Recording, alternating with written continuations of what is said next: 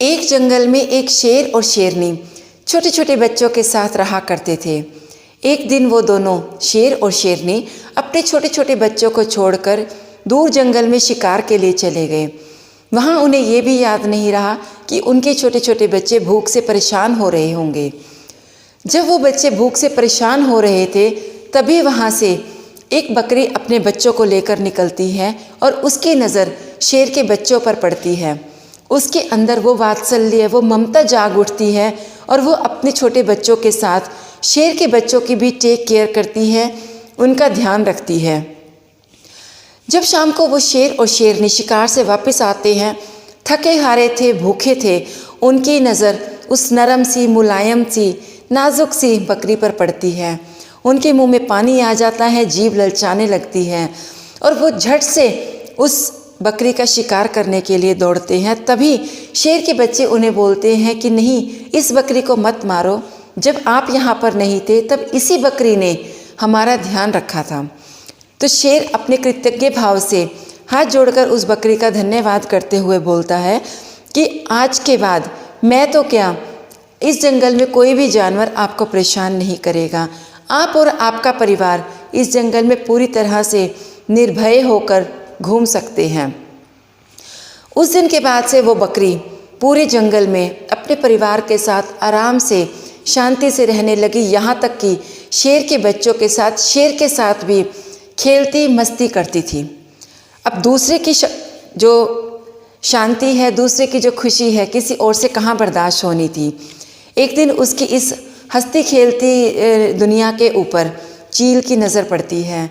चील देखकर हैरान हो जाती है, परेशान भी हो जाती है कि अरे, ये बकरी शेर और शेर के परिवार के साथ इतने निर्भीकता के साथ कैसे खेल रही है।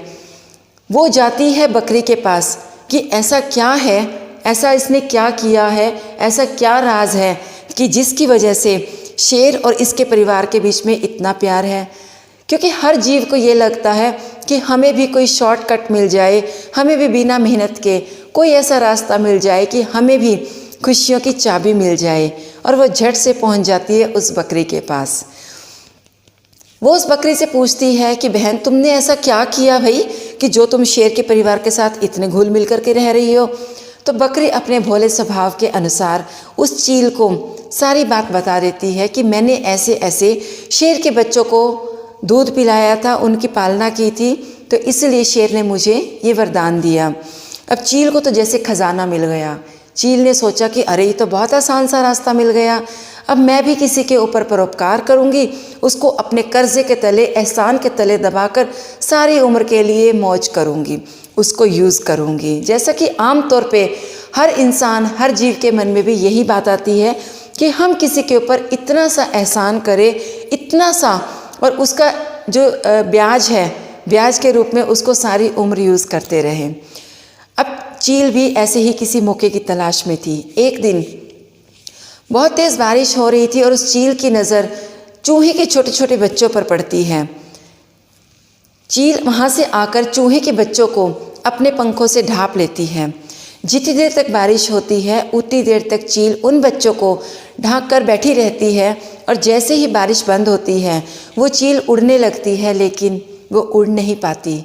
उन्हीं चूहे के बच्चों ने उस चील के पंखों को खा लिया था, कुतर दिया था।